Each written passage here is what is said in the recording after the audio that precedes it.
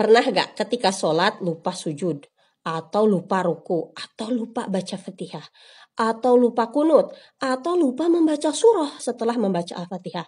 Nah, umumnya nih pada bingung harus gimana ya? Apakah harus diganti sujud sahwi? Atau kita harus kembali mengerjakan apa yang tadi lupa tidak kita kerjakan? Nah, ini penting diketahui. Kenapa? Karena ini berhubungan dengan keabsahan sholat.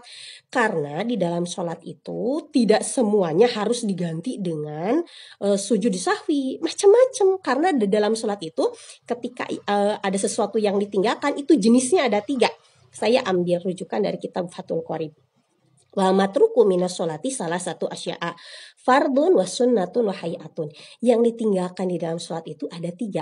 Bisa saja itu fardu atau rukun, bisa saja itu sunnah hayat, dan bisa saja itu sunnah abad, dan bisa saja itu sunnah hayat. Jadi 3 ya, fardu, sunnah abad, dan sunnah hayat.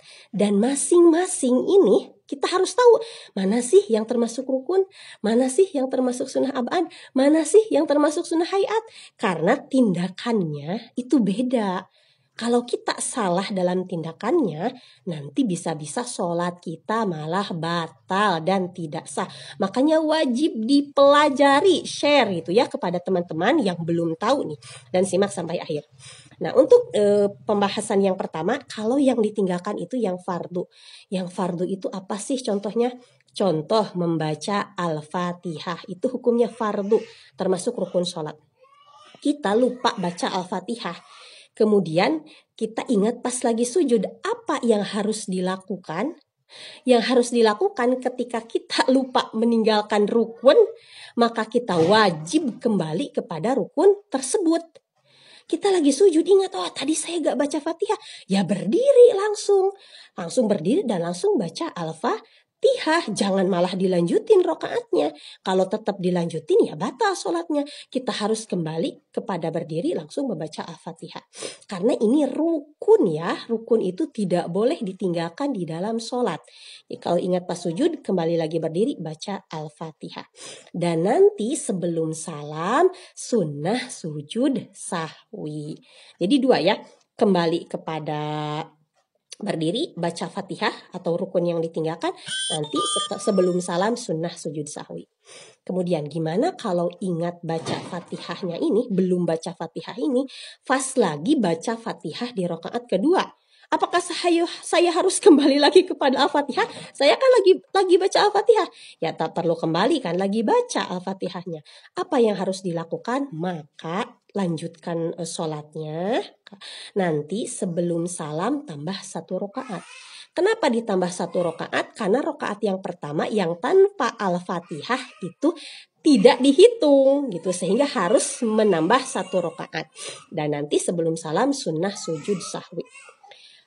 Gimana nih kalau saya langsung ganti aja deh sama sujud sahwi, saya gak balik lagi berdiri untuk baca Al-Fatihah gitu, pas ingat saya lagi sujud, saya gak berdiri lagi buat baca Fatihah, saya ganti aja deh sama sujud sahwi langsung, sah gak? Jawabannya tidak sah. Gak boleh, cuma diganti sama sujud sahwi. Sujud sahwi itu tidak bisa mengganti rukun. Itu yang ditinggalkan rukun. Rukun itu kalau ditinggalkan, tidak dikerjakan, maka sholatnya tidak sah. Maka kalau kita lupa tidak mengerjakan rukun gitu, kemudian ingat ya harus kembali lagi. Terus itu sujud sahwi fungsinya apa gitu? Nah, sujud sahwi di sana disunahkan karena kita melakukan sesuatu yang apabila dilakukan dengan sengaja akan membatalkan sholat. Kalau sholat gak baca Fatihah secara sengaja batal. Tapi sholat gak baca Fatihah karena lupa gak batal gitu.